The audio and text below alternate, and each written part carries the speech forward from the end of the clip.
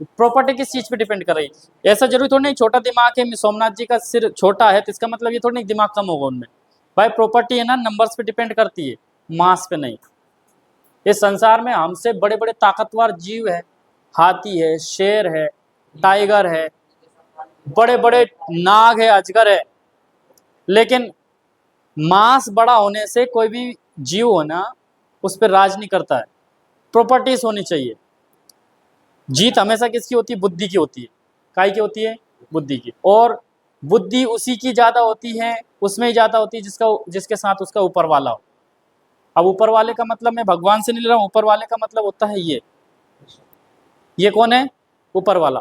ठीक है, ये ऊपर वाला जिसके साथ है, यानी जितना पावरफुल है ये दिमाग, उसकी जीत होगी हमेशा। समझ में आई बात?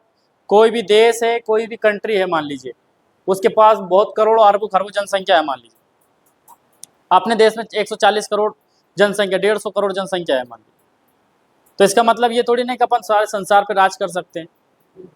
और जनसंख्या इसराइल में बहुत कम है, लेकिन उनके पास में क्या है? बुद्धि ज्यादा है, इस्तेमाल करते हैं, इसलिए वो संसार में क्या कर रहा है? अभी तहलका मचा रहा है। समझ में आ रही बात? तो जीत हमेशा काय की होती है बच्चों? बुद्धि की। अरे बस अपना ऊपर वाला स्वस्थ रखो, स्वच्छ रखो, आपकी जीत होगी। बात समझ में आई? Note it down please.